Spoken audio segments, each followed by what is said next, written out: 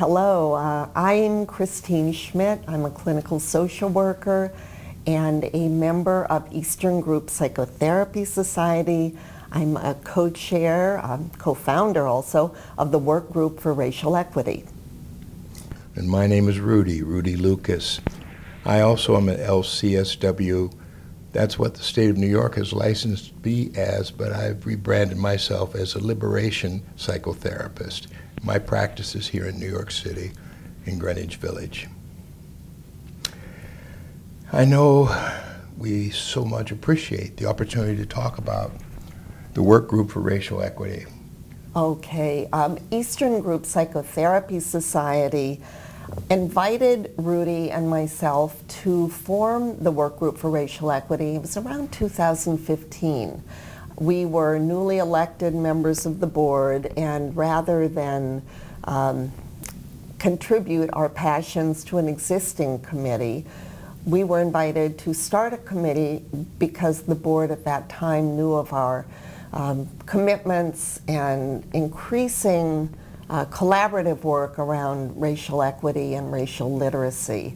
And so we did that with a beautiful process at the beginning that lasted for about 4 months of talking to people who had been in Eastern Group Psychotherapy Society for many years to find out what the history was within the organization for racial equity and racial equality work. And from that process, we began to develop a mission statement. The mission statement is currently on the Eastern Group Psychotherapy Society website, and it's a product of our looking both backward and forward about what it would mean for us to engage members, individual members, to look at racial dynamics within themselves, within our practices, and maybe most importantly within our organization and what that might lead us to. We didn't know, but we knew there was a lot of studying to do. You used the word organizing, Christine, and I'm taken by the fact of how much you've helped me to understand that organizing is not an event or a task, but a way of living. And the confluence of good leadership to which you referred came together to make it possible for us to bring in a historical perspective over a long timeline about matters of race consciousness and racial equity. And it was this confluence of a perfect storm of time and enlightened leadership that made it possible for this rare opportunity for us to be able to design a committee that would meet our needs and what we saw as the crying out from the community for a different way or an expanded way of engaging in conversations and thoughts and resources that have been available around racial dynamic issues. One of the things that comes to mind for me most often has to do with organizing being the product of learned experiences, not all of which have been smooth and graceful. Sometimes we've stumbled, sometimes we've fallen, but we have consistently sought out the feedback and the response from the participants who have been on this journey with us. Yeah, like at the beginning we said, oh, we're really going to catch up on the history that we weren't taught. We were going to learn the true and unvarnished history of this country, which is very race-based. And so we picked a number of books. And every Monday, and this has been going on now for about 5 years, we've had a discussion group on Zoom that is open to anyone, member or not yet member.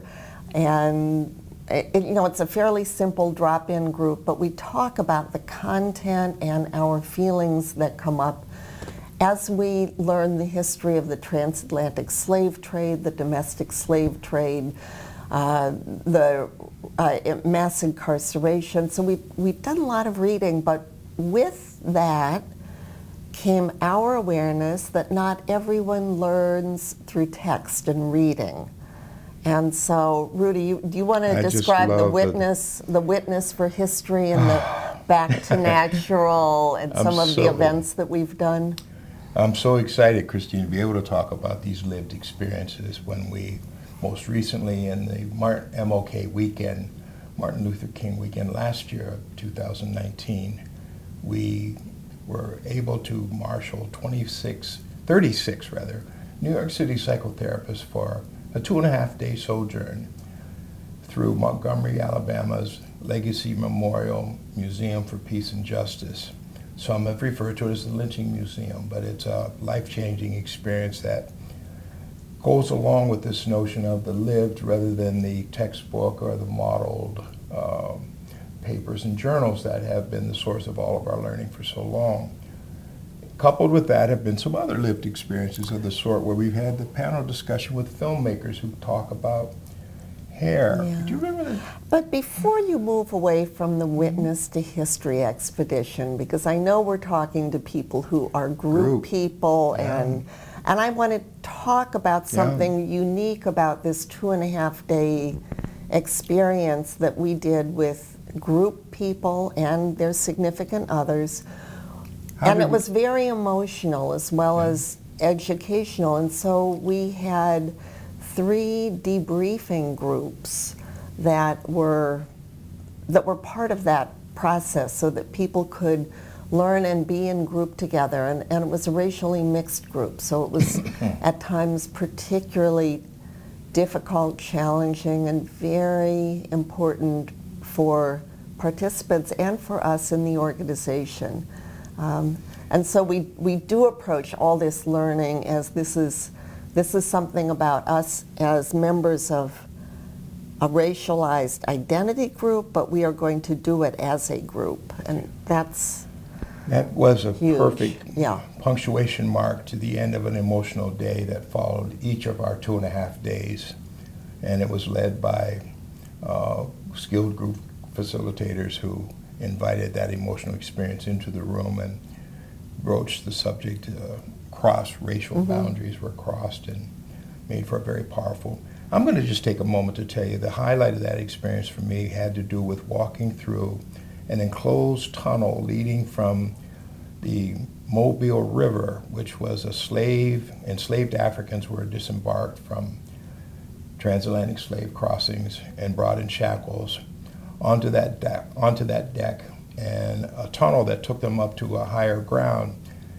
And during our visit, we had the uncommon experience of the entire group coming through this darkened cavern with light on the other end, accompanied by powerful Negro spiritual wading in the water from a rich, mellow baritone reverberating off the walls.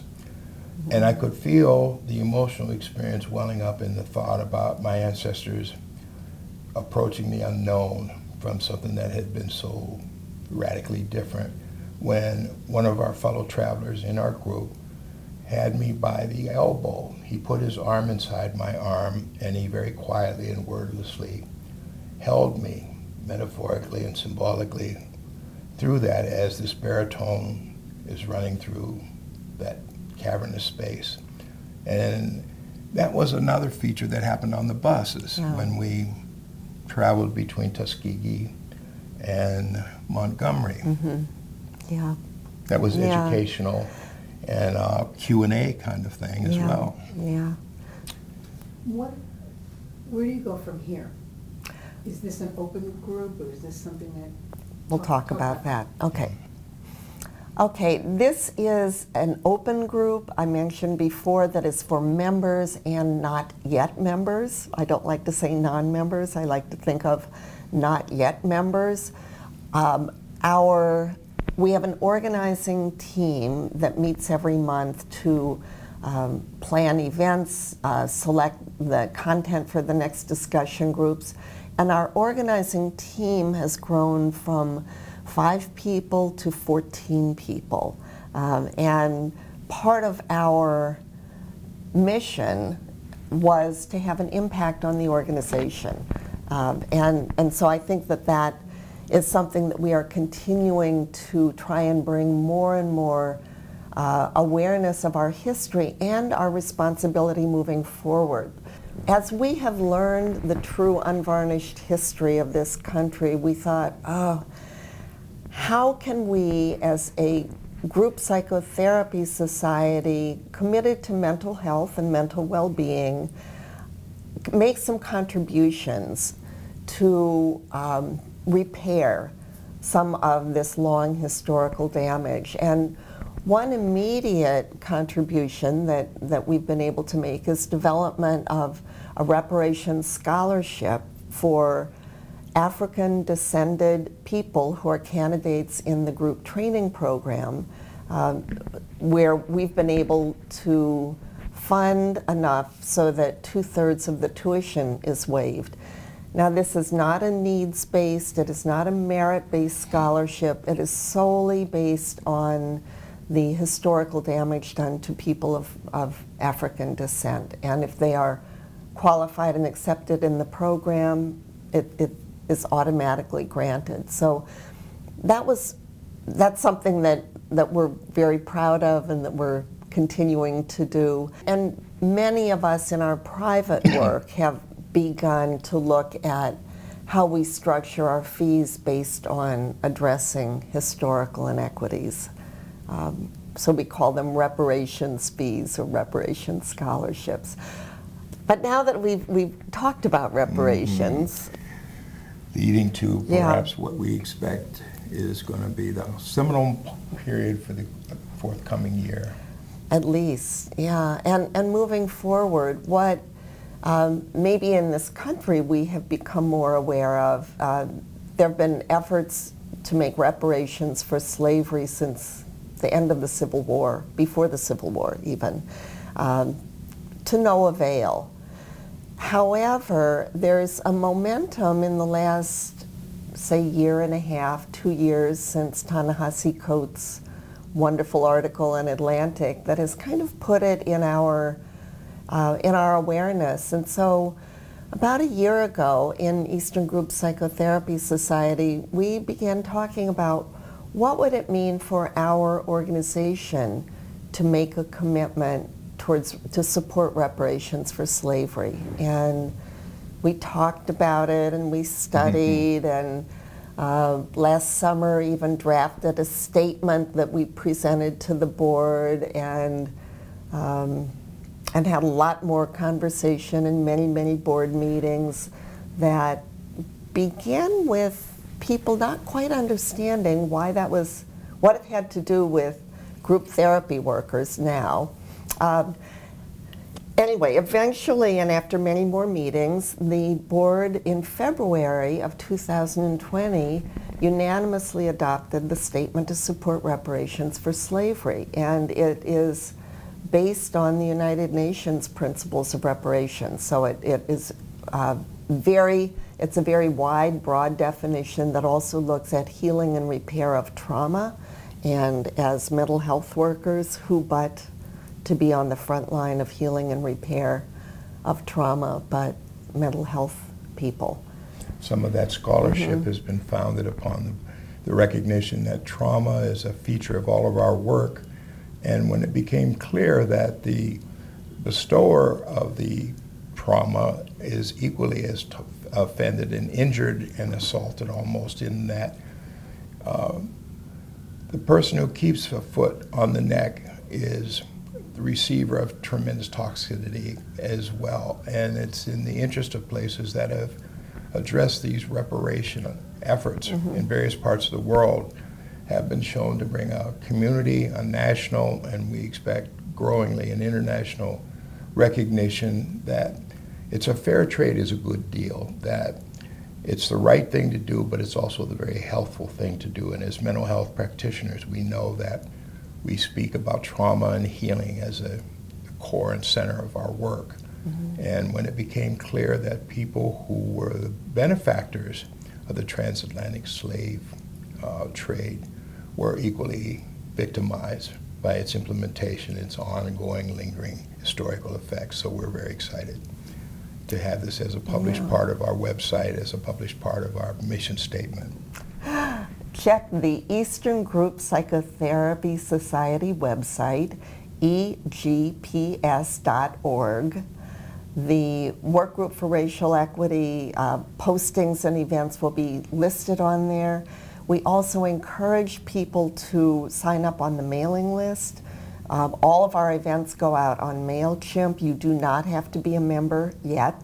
Christine, I think one of the most important features for me on the website is the resource page.